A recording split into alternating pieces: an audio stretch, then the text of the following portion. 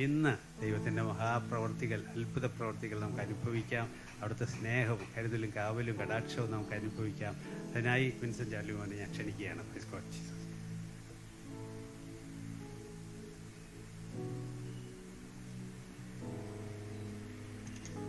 ദൈവനാമം മഹത്വപ്പെടുമാറാകട്ടെ. അനുഗ്രഹിക്കപ്പെട്ട ഈ സന്ദർഭത്തിനായിട്ട് ഞാൻ ദൈവത്തെ സ്തുതിക്കുന്നു. ഈ സഭ കൂട്ടായ്മയുടെ 25 വർഷങ്ങൾ പിന്നിടുവാൻ തക്കവണ്ണം കർത്താവ് കൃപ ചെയ്തതിനായിട്ട് ഞാൻ ദൈവത്തെ സ്തുതിക്കുകയാണ്. പ്രത്യേകിച്ച് പ്രിയ മോഹൻ പാസ്റ്റർ, കുടുംബം, ഇവിടെയുള്ള സഭ,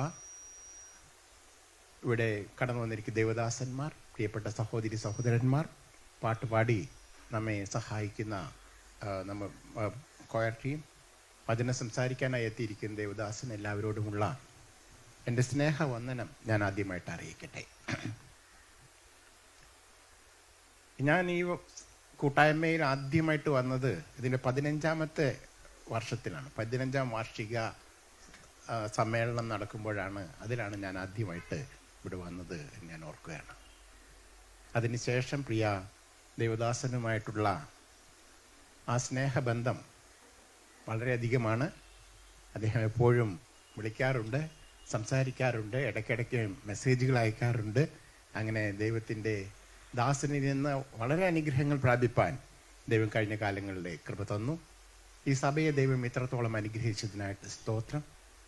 കഴിഞ്ഞ 3 വർഷം ഞാൻ റിട്ടയർ ചെയ്തതിന് ശേഷം, ഞാൻ നാട്ടിൽ വന്നതിന് ശേഷം 3 ഈ വാർഷിക മീറ്റിങ്ങുകളിലും പങ്കെടുക്കുവാൻ കർത്താവ് എനിക്ക് അവസരം തന്നു. ദേവദാസൻ അതിന് എനിക്കൊരു മുഖാന്തരം ഒരുക്കി തന്നു. ഇവിടെ വരുവാനും നിങ്ങളുമായി കാണുവാനും സംസാരിക്കുവാനും ചില കാര്യങ്ങൾ പങ്കുവെക്കുവാനും ദൈവം അവസരം തന്നു. പ്രിയപ്പെട്ട ദേവദാസൻ അതിന് മുഖാന്തരമായി എന്നതോർത്ത് ഞാൻ ദൈവത്തെ സ്തുതിക്കുകയാണ്. മുഖവരെയായിട്ട് കൂടുതൽ കാര്യങ്ങൾ പറയാൻ ഞാൻ ആഗ്രഹിക്കുന്നില്ല. പ്രത്യേകിച്ച് നമുക്ക് തുടർന്ന് അനുഗ്രഹിക്കപ്പെട്ട ദൈവിക സന്ദേശം കേൾക്കാൻ നാം ആഗ്രഹിക്കുകയാണ്.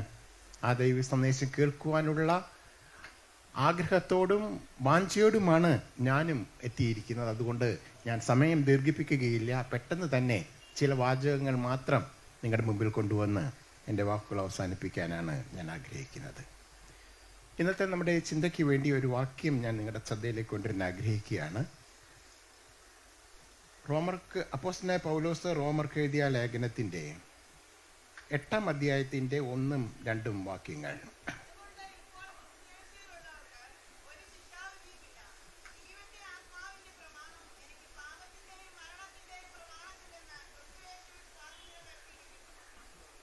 ഇപ്പോൾ ക്രിസ്തുയേശുള്ളവർക്ക് ഒരു ശിക്ഷാവിധിയുമില്ല. ജീവന്റെ ആത്മാവിൻ്റെ പ്രമാണം പാപത്തിൻ്റെയും മരണത്തിൻ്റെയും പ്രമാണത്തിൽ നിന്ന് എനിക്ക് സ്വാതന്ത്ര്യം വരുത്തിയിരിക്കുന്നു. നമുക്കൊരു വാക്ക് പ്രാർത്ഥിക്കാം. ഞങ്ങളെ സ്നേഹിക്കുന്ന മഹാദേവമേ, സ്വർഗീയ കർത്താവേ, അവിടുത്തെ മക്കളായ അടിയങ്ങൾക്ക് അങ്ങയുടെ പാദപീഠത്തിൽ വരുവാൻ അവിടെ തന്ന കൃപയ്ക്കായിട്ട് സ്തോത്രം.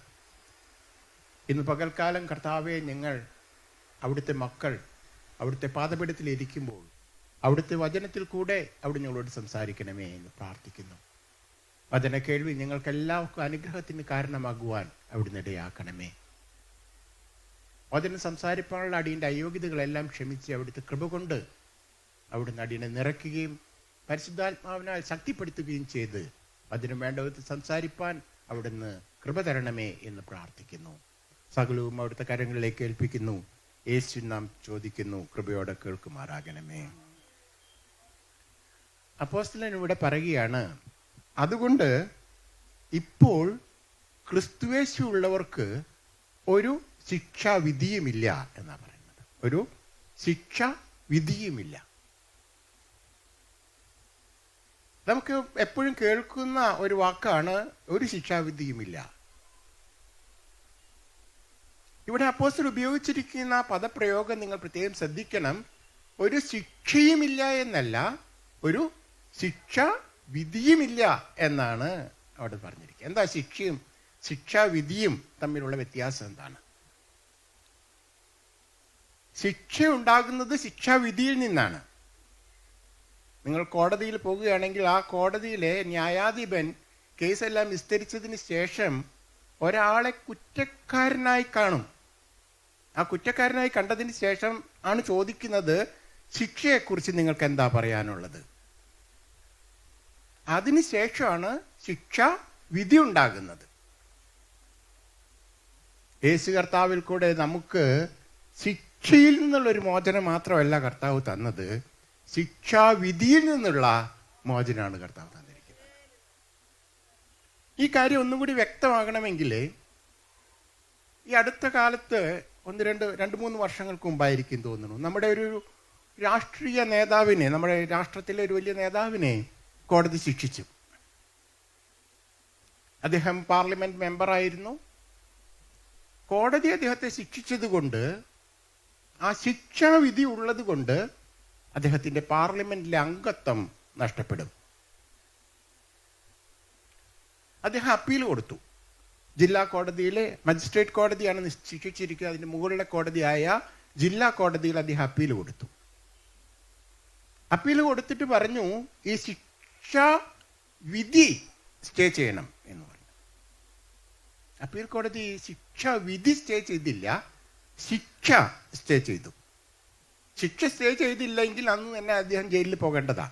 പറഞ്ഞു, നിങ്ങൾ ജയിലിൽ പോകേണ്ട, അപ്പീൽ കേൾക്കുന്നത് വരെ നിങ്ങളുടെ ശിക്ഷ ഞാൻ നിർത്തിവെക്കാം, പക്ഷെ ശിക്ഷാവിധി അവിടെ നിൽക്കും. ആ ശിക്ഷാവിധി നിന്നതുകൊണ്ട് അദ്ദേഹത്തിൻ്റെ പാർലമെന്റിലെ അംഗത്വം നഷ്ടപ്പെട്ടു. അദ്ദേഹം ഹൈക്കോടതിയിൽ പോയി. എന്തിനു വേണ്ടിയാ? ശിക്ഷ നിർത്താനല്ല, ശിക്ഷ നിർത്തിവെച്ചു, ശിക്ഷാവിധി നിർത്തിയിട്ടില്ല. അവിടെ ശിക്ഷാവിധി അവിടെ കിടപ്പാ. ഹൈക്കോടതി സമ്മതിച്ചില്ല. അവസാനം സുപ്രീം കോടതിയാണ് അദ്ദേഹത്തിന്റെ ശിക്ഷാവിധി സ്റ്റേ ചെയ്തത്. അപ്പോഴാണ് അദ്ദേഹത്തിനെ വീണ്ടും പാർലമെന്റ് അംഗമായിട്ട് തുടരാൻ കഴിഞ്ഞത്. ഇത് ഞാൻ പറഞ്ഞത് എന്തിനു വേണ്ടി എന്ന് വെച്ചാൽ, യേശു കർത്താവിൽ കൂടെ നമുക്ക് കിട്ടിയിരിക്കുന്നത് ശിക്ഷയിൽ നിന്നുള്ളൊരു വിടുതൽ മാത്രമല്ല. ശിക്ഷയിൽ നിന്നുള്ള വിടുതൽ കിട്ടിയിട്ടുണ്ട്, പക്ഷേ ശിക്ഷാവിധി തന്നെ, അതിൽ നിന്ന് തന്നെ ഒരു വിടുതൽ ലഭിച്ചിരിക്കുക. ഇതിനെക്കുറിച്ച് അപ്പോസ്തലനായ പൗലോസ് തന്നെ റോമർക്ക് ലേഖനം എഴുതുമ്പോൾ പറയുന്ന ഒരു കാര്യമുണ്ട്. നീതീകരിക്കുന്നവൻ ദൈവം, ശിക്ഷ വിധിക്കുന്നവൻ ആർ? നീതീകരിക്കുന്നവൻ ദൈവം, ശിക്ഷ വിധിക്കുന്നവൻ ആരാണ് എന്നാണ്. അപ്പൊ അവിടെ ഒരു പടി കൂടെ മുന്നോട്ട് കടന്നു പോകുക. ഒരു കോടതി ഒരു കേസ് വിസ്തരിച്ചിട്ട് അയാളെ കുറ്റക്കാരനല്ല എന്ന് കാണുമ്പോൾ കോടതി നീതിമാനാണ് എന്ന് പറയുന്നില്ല. കോടതി എന്താ പറയുന്നത്? ഇയാൾക്കെതിരെ കുറ്റമൊന്നും തെളിയിക്കപ്പെട്ടില്ല എന്നാ പറയുന്നത്. അല്ലാതെ ഇയാള് നീതിമാനാണ് എന്നൊരു വിധിയല്ല കോടതി കൊടുക്കുന്നത്. പക്ഷേ നമ്മുടെ കർത്താവിൽ കൂടെ നമുക്ക് ലഭിക്കുന്നത് ദൈവത്തിൻ്റെ കോടതിയിൽ നിന്ന് ശിക്ഷിക്കപ്പെടേണ്ട, നിത്യ നരകം അനുഭവിക്കേണ്ട നമുക്ക് ആ ശിക്ഷയിൽ നിന്ന് വിടുതൽ കിട്ടിയെന്ന് മാത്രമല്ല, ശിക്ഷാവിധിയിൽ നിന്ന് മാറ്റിയെന്ന് മാത്രമല്ല, ദൈവം നമ്മെ നീതിമാനാണ് എന്ന് പ്രഖ്യാപിക്കുകയാണ് ചെയ്യുന്നത്. ഞാനിവിടെ ആദ്യം വന്ന സമയത്ത് ഞാൻ പറഞ്ഞ ഒരു ഉദാഹരണമുണ്ട്. എനിക്ക് എപ്പോഴും ദൈവസന്നിധിയെക്കുറിച്ചൊക്കെ ഓർക്കുമ്പോൾ ഒരു വലിയ കോടതി മുറിയാണ് എന്ന് പലപ്പോഴും തോന്നാറുണ്ട്. പക്ഷെ ഞാൻ അവിടെ കുറെ കാലം ഇരുന്നത് കൊണ്ടായിരിക്കാം. ഒരു കോടതി മുറിയിൽ, ഒരു ക്രിമിനൽ കോടതിയിലേക്ക് നിങ്ങൾ പോയാൽ നിങ്ങൾക്ക് അവിടെ കാണാൻ കഴിയുക ഒരു ജഡ്ജ് തീർച്ചയായിട്ടും ഉണ്ടാകും. അദ്ദേഹം ആ ഒരു ഉയർന്ന സീറ്റിലെ മറ്റുള്ളവരെക്കാൾ എല്ലാം ഉയർന്ന ഇരിപ്പിടം അദ്ദേഹത്തിന് കൊടുത്തിട്ടുണ്ട്. അവിടെ അദ്ദേഹം ഇരിക്കുന്നുണ്ടാകും. അതിന് മുൻപിൽ ഇങ്ങനെ കുറേ കസേരകളും ബെഞ്ചുകളും ഒക്കെ ഉണ്ടാകും. ആ കസേരകളിലെല്ലാം വക്കീലന്മാരാണ് ഇരിക്കുക, ഓരോ വക്കീലന്മാരെ. അതിൻ്റെ പിറകിലെ ഒരു കൂടുണ്ടാക്കി വെച്ചിട്ടുണ്ടാകുക. അവിടെയാണ് പോലീസുകാരെ ഈ പ്രതികളെ കൊണ്ടുവന്ന് നിർത്തുന്നത്. അവിടെയാണ് പോലീസുകാർ പ്രതികളെ കൊണ്ടുവന്ന് നിർത്തുക. നമ്മുടെ വചനത്തിലെ യോഹന്നാൻ അപ്പോസ്തലൻ പറയുന്നുണ്ട്, യേശു കർത്താവ് നിങ്ങൾക്ക് ഒരു മധ്യസ്ഥനാണ് എന്നാ പറയുന്നത്. യേശു കർത്താവ് നമുക്കൊരു മധ്യസ്ഥനാണ്. ആ മധ്യസ്ഥൻ എന്നുള്ളതിന് പകരമായിട്ട് അവിടെ ഉപയോഗിച്ചിരിക്കുന്നത് അഡ്വക്കേറ്റ് എന്നുള്ള വാക്കാണ്. ഒരു വക്കീലാണ് എന്നാണ് യഥാർത്ഥത്തിലുള്ള തർജ്ജമ. യേശു കർത്താവ് നമ്മുടെ ഒരു വക്കീലാണ്. എന്താ അതിൻ്റെ അർത്ഥമെന്ന് നിങ്ങൾക്ക് മനസ്സിലാകണമെങ്കിൽ, ദൈവത്തിൻ്റെ സന്നിധാനം ഒരു കോടതിയാണെന്ന് വിചാരിക്കൂ. ആ കോടതിയുടെ മുമ്പിൽ നിൽക്കുന്നവരാണ് നമ്മളെല്ലാവരും. അപ്പോൾ നമുക്കെതിരെ കുറ്റങ്ങൾ ആരോപിക്കുന്ന ഒരുവനുണ്ട്. അവനെക്കുറിച്ച് പറയുന്നത് ദൂഷകൻ എന്നാണ് പറയുന്നത്, അല്ലേ? നമുക്കറിയാം. നമുക്കെതിരെയുള്ള ഓരോ കുറ്റങ്ങളും ദൈവസന്നിധിയിൽ അവതരിപ്പിക്കുക എന്നുള്ളതാണ് അവൻ്റെ പരിപാടി. അപ്പം ഞാനിവിടെ നിന്ന് നമുക്കത് തിരുവചനത്തിൽ കാണാൻ കഴിയും. മഹാപുരോഹിതനായ യോശുവ ശുശ്രൂഷ ചെയ്തുകൊണ്ടിരിക്കുക ദേവാലയത്തിൽ. സാത്താൻ ദൈവത്തിൻ്റെ സന്നിധിയിൽ ചെന്ന് പറഞ്ഞു, എന്താണ്? അവൻ്റെ വസ്ത്രം മുഷിഞ്ഞ വസ്ത്രമാണ്. എന്തെങ്കിലും കുറ്റം കണ്ടെത്തിയിട്ട് ദൈവസന്നിധിയിൽ ഉണർത്തിക്കുന്ന. ഇപ്പൊ ഞാനിവിടെ നിന്ന് സംസാരിക്കുമ്പോൾ എനിക്കെതിരെയുള്ള അനേകം ദൂഷണങ്ങൾ പറയാൻ സാത്താനുണ്ടാകും. പക്ഷെ അതിൽ കുറേയൊക്കെ ശരിയായിരിക്കാം. ഞാൻ വേണ്ട വിധത്തിൽ പ്രാർത്ഥിക്കുന്നവനല്ല, വേണ്ട വിധത്തിൽ വചനം പഠിക്കുന്നവനല്ല, വേണ്ടത്ര ഒരുക്കമുള്ളവനല്ല, പെട്ടെന്ന് കോപിക്കുന്നവനാണ്. അങ്ങനെ 100 കുറ്റങ്ങൾ എനിക്കെതിരെയുണ്ട്. അതെല്ലാം ദൈവസന്നിധിയിൽ ഉണർത്തിക്കുകയും ദൈവത്തിൻ്റെ കോപം എനിക്ക് നേരെ ജ്വലിക്കട്ടെ എന്നാഗ്രഹിക്കുകയും ചെയ്യുന്നവനാണ് സാത്താൻ. അപ്പൊ ഞാൻ പറഞ്ഞില്ല, ഇങ്ങനെ വക്കീൽമാർ ഇരിക്കുന്നുണ്ടാകും. അവിടെ സാത്താൻ എനിക്കെതിരെ കുറ്റം പറയുന്നവനാണ്. പക്ഷെ എനിക്ക് വേണ്ടി ഒരു വക്കീലുണ്ട്. ആ വക്കീൽ യേശുവാ. യേശു എനിക്ക് വേണ്ടി ഒരു വക്കീലാണ്. ദൈവത്തിൻ്റെ വലത്ത് ഭാഗത്ത് യേശു എനിക്ക് വേണ്ടി നിൽക്കുന്നുണ്ട്. കഴിഞ്ഞ തവണത്തെ നമ്മുടെ ഈ മീറ്റിംഗ് ശ്രദ്ധിച്ചവർ ആരൊക്കെ ഉണ്ടെന്ന് എനിക്കറിയില്ല. പലരും കഴിഞ്ഞ തവണയും പങ്കെടുത്തിട്ടുണ്ടാകുമെന്ന് ചിന്തിക്കുകയാണ്. അന്ന് പാസ്റ്റർ അനിൽ കൊടിത്തോട്ടമാണ് നമ്മളോട് സംസാരിച്ചത്, മുഖ്യമായ ചിന്താവിഷയം അവതരിപ്പിച്ച് സംസാരിച്ചത്. അദ്ദേഹം സംസാരിക്കുമ്പോൾ പറഞ്ഞ ഒരു കാര്യം നിങ്ങൾക്കറിയുമോ? യഹൂദ ന്യായാധിപ സംഘത്തെക്കുറിച്ചിട്ട് അദ്ദേഹം പറഞ്ഞു. യേശുവിൻ്റെ കാലത്തെല്ലാം സ്തേഫാനോസിൻ്റെ കല്ലെറിഞ്ഞ് കൊന്ന ആ കാലത്തെക്കുറിച്ചാണ് അദ്ദേഹം സൂചിപ്പിച്ചത്.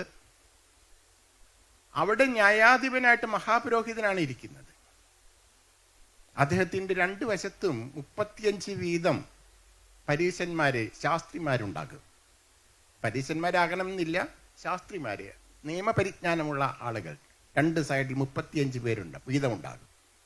അതിൽ ഇടതുവശത്ത് ഇരിക്കുന്ന ആളുകളുടെ ചുമതല ഈ കൊണ്ടുവന്ന് നിർത്തിയിരിക്കുന്ന പ്രതിയെക്കുറിച്ച്, ഇത് ഞാൻ പറഞ്ഞതല്ല, പാസ്റ്റർ കൊടിത്തോട്ടം പറഞ്ഞാൽ നിങ്ങൾ ഓർക്കാൻ വേണ്ടി ഞാൻ ഒന്നുകൂടി പറയുന്നെന്ന് മാത്രമേ ഉള്ളൂ. 35 പേര് ഇയാൾക്കെതിരെയുള്ള ആരോപണങ്ങൾ പറയുന്ന ആൾക്കാരാണ്. അവർ ഇടതുവശത്തായിരിക്കുക മഹാപുരോഹിതന്റെ. പക്ഷേ 35 പേര് വലതുവശത്തിരിക്കും. അവര് ഈ പ്രതിക്ക് കരുണ കിട്ടാൻ വേണ്ടി വാദിക്കുന്നവരാണ് 35 പേര്.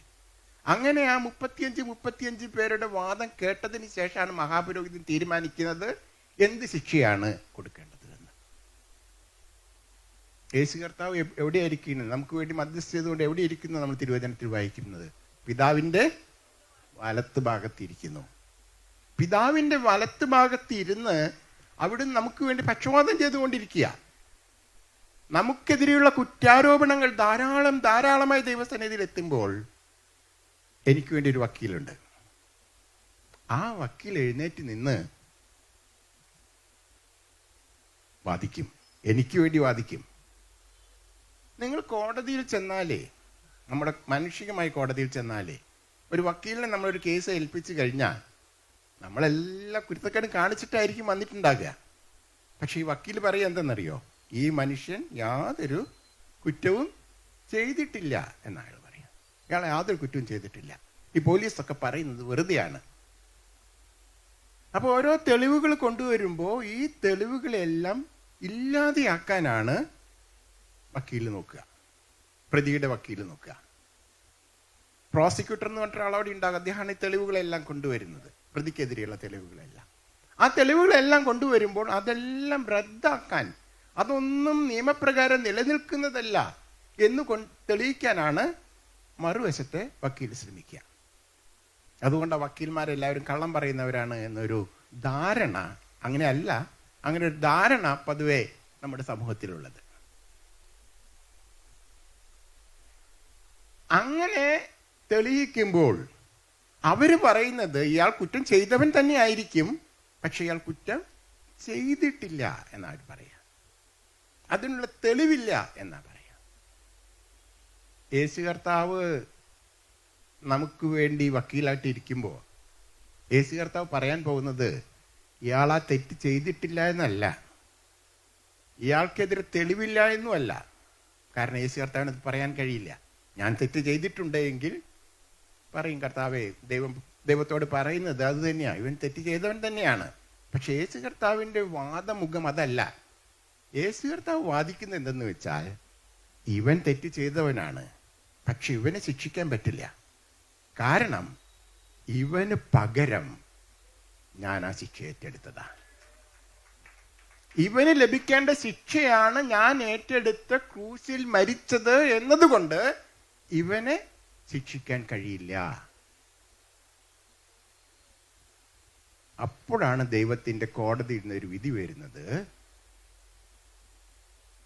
ഇവൻ നീതിമാനാണ് എന്ന്. ഞാൻ ഇന്ന് ദൈവസന്നിധിയിൽ നീതിമാനായി നിൽക്കുന്നതിന്റെ കാരണം എന്താണ്? ഞാൻ ദൈവസന്നിധിയിൽ നീതിമാനായി നിൽക്കുന്നതിന്റെ കാരണം ഞാൻ കുറ്റം ചെയ്യാത്തത് കൊണ്ടല്ല.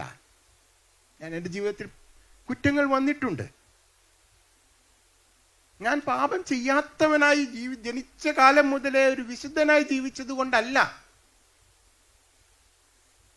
പക്ഷേ ദൈവം എന്നെ നീതിമാൻ എന്ന് പറയാൻ കാരണം, ആ വിധിന്യായത്തിൽ ദൈവം എന്നെ നീതിമാൻ എന്ന് വിധിക്കാൻ കാരണം, ശിക്ഷാവിധിയിൽ നിന്ന് എന്നെ ഒഴിവാക്കാൻ കാരണം, ശിക്ഷയിൽ നിന്ന് എന്നെ ഒഴിവാക്കാൻ കാരണം, എനിക്ക് വേണ്ടി യേശു ആ ശിക്ഷ വഹിച്ചു എന്നുള്ളത് കൊണ്ടാണ്. ഞാൻ നീതിമാനായതുകൊണ്ടല്ല, എൻ്റെ വക്കീലെ നീതിമാനായതുകൊണ്ടാണ്, എൻ്റെ വക്കീലെ ആ ശിക്ഷ ഏറ്റെടുത്തത് കൊണ്ടാണ് ഞാൻ നീതിമാനായി തീർന്നിരിക്കുന്നത്.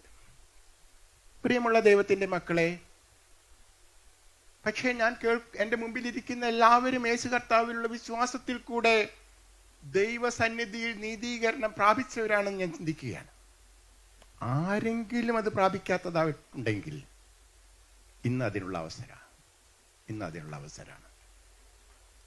നിങ്ങൾ കോടതിയിലേക്ക് പോയിട്ട് ഒരു കേസിലെ പ്രതിയായി, വക്കീലേ, നിങ്ങൾ എനിക്ക് വേണ്ടി കോടതിയിൽ ഹാജരാകണം എന്ന് പറഞ്ഞാലേ ആ വക്കീൽ നമ്മളോട് പറയുന്നൊരു കാര്യമുണ്ട്. എന്താണെന്നറിയോ? നിങ്ങളൊരു വക്കാലത്ത് ഒപ്പിട്ട് തരണം. നിങ്ങളൊരു വക്കാലത്ത് എനിക്ക് ഒപ്പിട്ട് തരണം. എന്താ വക്കാലത്ത് എന്ന് പറഞ്ഞാൽ? ഒരു അധികാരപത്രം. എൻ്റെ എല്ലാ കാര്യങ്ങളും ചെയ്യാൻ ആ വക്കീലിനെ അധികാരപ്പെടുത്തുന്ന അധികാരപത്രം. ആ അധികാരപത്രം അയാൾക്കുണ്ട് എങ്കിൽ എനിക്ക് വേണ്ടി എന്തും അയാൾക്ക് അവിടെ കോടതിയിൽ പറയാം.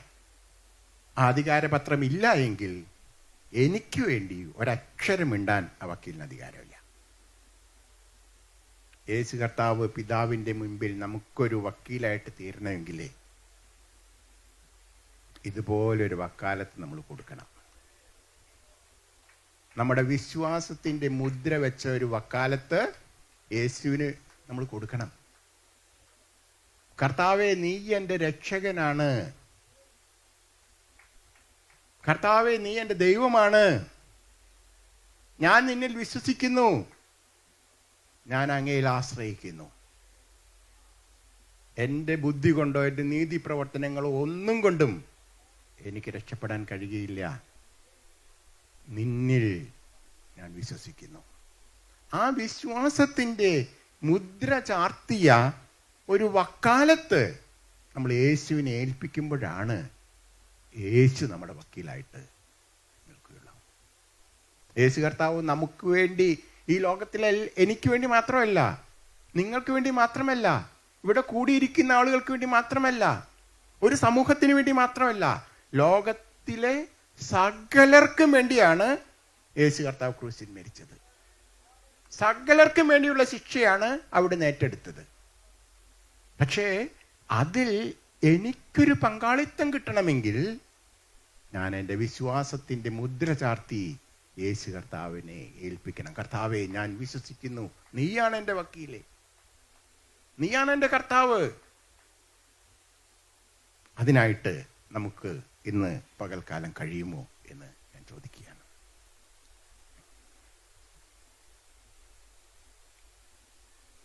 ഇത് ഞാൻ പറയുമ്പോൾ ഒക്കെ ഇതിൻ്റെ കൂടെ ഞാൻ പറയേണ്ട ഒരു കാര്യമുണ്ട്. അത് പറഞ്ഞില്ല എങ്കിൽ ഞാൻ നിങ്ങളോട് കാണിക്കുന്ന ഏറ്റവും വലിയ അനീതിയായിരിക്കും എന്നുള്ളത് കൊണ്ട് യേശു കർത്താവ് ഒരു വക്കീലാണ് എന്ന് പറയുമ്പോൾ തന്നെ എനിക്ക് പറയേണ്ട മറ്റൊരു കാര്യം കൂടി ഉണ്ട്. യേശു കർത്താവ് ഒരു വക്കീൽ മാത്രമല്ല, അവിടുന്ന് ഒരു ന്യായകർത്താവായിട്ട് വരുന്നവനാണ്. ഇന്ന് അവിടുന്ന് നമുക്ക് വേണ്ടി വാദിക്കുന്ന ഒരു വക്കീല. പക്ഷേ നമ്മളെല്ലാവരും അവൻ്റെ സിംഹാസനത്തിന്റെ മുമ്പാകെ, ന്യായാസനത്തിന്റെ മുമ്പാകെ നിൽക്കണം എന്നാ തിരുവചനം പറഞ്ഞത്. അവനൊരു ന്യായാധിപൻ കൂടിയാണ്. ഇന്ന് അവിടുന്ന് ഒരു വക്കീലായിട്ടിരിക്കുന്നു, പക്ഷെ അവനൊരു ന്യായാധിപനായിട്ട് ഏറ്റവും പെട്ടെന്ന് തിരികെ വരുന്ന, ഭൂമിയിലേക്ക് വരുന്ന ഒരു കർത്താവാണ് നമ്മുടെ കർത്താവ്.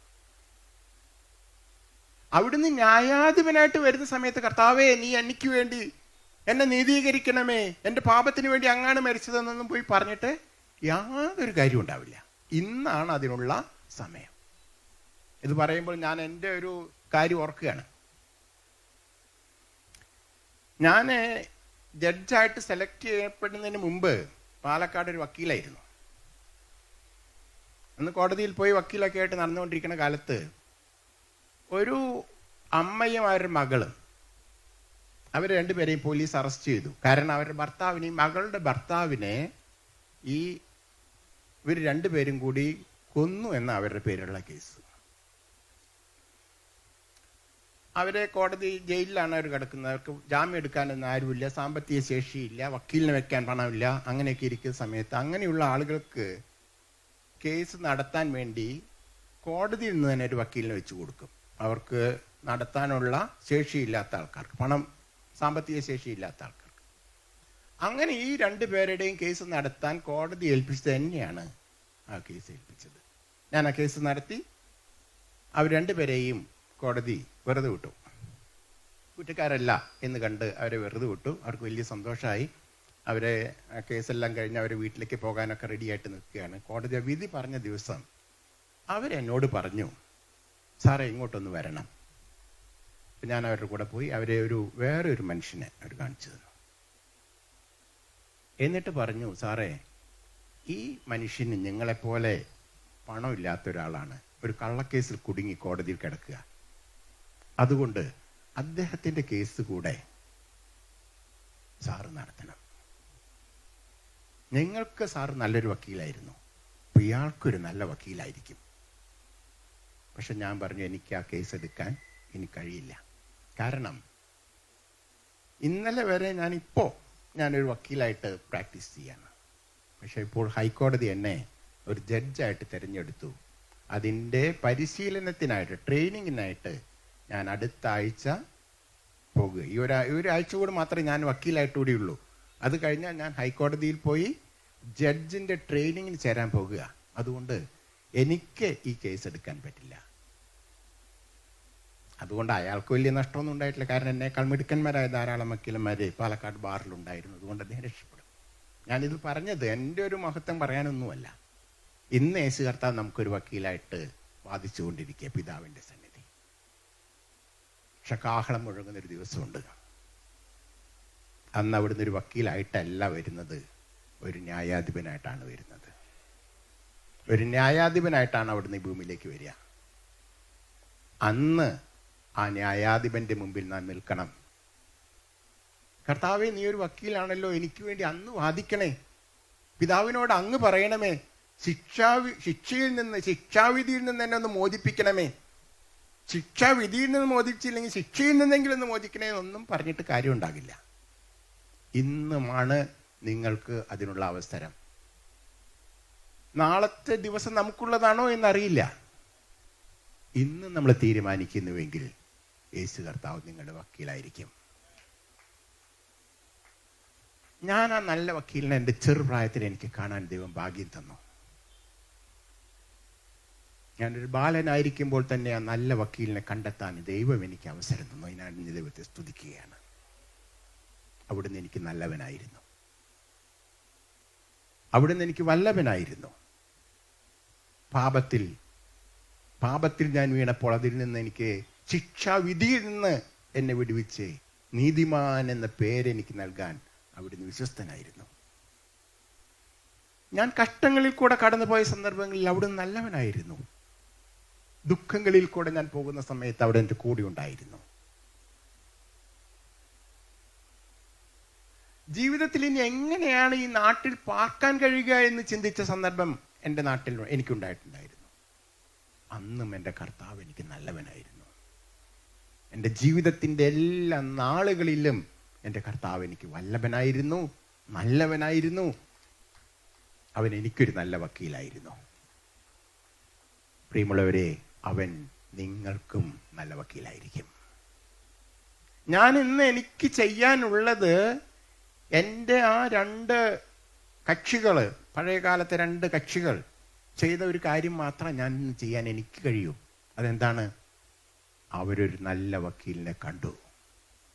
അവരൊരു നല്ല വക്കീലിനെ കണ്ടു. ആ നല്ല വക്കീലിനെ അവർ കണ്ടപ്പോൾ തൊട്ടടുത്ത് ഇതേ ദുഃഖത്തിലിരിക്കുന്ന ഒരാളെ കണ്ടിട്ട് അവർ പറയാണ്, ഞങ്ങളൊരു നല്ല വക്കീലിനെ കണ്ടു, ആ വക്കീൽ നിങ്ങൾക്കും നല്ലവനായിരിക്കും, ആ വക്കീൽ നിങ്ങൾക്കും നല്ലവനായിരിക്കും. ഞാനും ഇന്ന് പറയുന്നത് തന്നെയാണ്. എൻ്റെ അനുഭവത്തിൽ നിന്ന് ഞാൻ പറയട്ടെ, ഞാൻ നല്ലൊരു വക്കീലിനെ കണ്ടെത്തി. ആ വക്കീലെ നിങ്ങൾക്കും നല്ലവനായിരിക്കും, ആ വക്കീൽ നിങ്ങൾക്കും നല്ലവനായിരിക്കും. അതിന് രണ്ടാം വാക്യത്തെക്കുറിച്ച് കൂടെ സംസാരിക്കണമെന്ന് ഞാൻ ആഗ്രഹിച്ചതാണ്. പക്ഷെ സമയം എൻ്റെ മുമ്പിൽ ഇല്ല. ഒരു 10-20-25 മിനിറ്റ് ഞാൻ സംസാരിച്ച് കഴിഞ്ഞു. അതുകൊണ്ട് ഞാൻ കൂടുതൽ ദീർഘിപ്പിക്കാൻ ആഗ്രഹിക്കുന്നില്ല. നിങ്ങൾക്ക് ദൈവം ഒരു നല്ല വക്കീലിനെ നിങ്ങൾക്കായിട്ട് ഒരുക്കിയിരിക്കുന്നു. ഭൂമിയിൽ നമുക്ക് വേണ്ടി അവതരിച്ച് സ്വർഗത്തിലെ എല്ലാ ഉന്നതികളെയും വെടിഞ്ഞ് ദൈവത്തോടുള്ള സമത്വം മുറുകെ പിടിക്കണമെന്ന് ആഗ്രഹിക്കാതെ മനുഷ്യനായിട്ട്, ദാസനായിട്ട് ക്രൂശിലെ മരണത്തോളം നമുക്ക് വേണ്ടി ഏൽപ്പിച്ചു തന്ന ഒരു നല്ല വക്കീലെ, ആ വക്കീലിനെ കണ്ടെത്താൻ ആർക്കെങ്കിലും കഴിഞ്ഞിട്ടില്ല എങ്കിൽ ഇന്ന് അതിനുള്ള അവസരമായിട്ട് നിങ്ങൾ ഉപയോഗിക്കുക. അവൻ എനിക്ക് നല്ലൊരു വക്കീലായിരുന്നു, അവൻ നിങ്ങൾക്കും ഒരു നല്ല വക്കീലായിരിക്കും. ഒരു മുന്നറിയിപ്പ് കൂടെ ഞാൻ പറയട്ടെ. അവൻ ഇന്നൊരു വക്കീലാണ്, നാളെ അവൻ ന്യായാധിപനായിരിക്കും. നാം എല്ലാവരും അവൻ്റെ ന്യായാസനത്തിൻ്റെ മുമ്പാകെ നിൽക്കേണ്ടി വരും. അവൻ്റെ ന്യായാസനത്തിൻ്റെ മുമ്പാകെ നിൽക്കുമ്പോൾ ആ ദിവസത്തെ നേരിടാൻ നമുക്ക് കഴിയണമെങ്കിൽ ഇന്ന് അവൻ നമ്മുടെ ഒരു വക്കീലായിരിക്കണം. അതിനായിട്ട് ദൈവം നിങ്ങൾക്ക് എല്ലാവർക്കും അവസരം നൽകട്ടെ എന്ന് പ്രാർത്ഥിച്ചുകൊണ്ട് ഞാൻ എൻ്റെ വാക്കുകൾ അവസാനിപ്പിക്കുന്നു. ദൈവം നമ്മെ അനുഗ്രഹിക്കുമാറാകട്ടെ.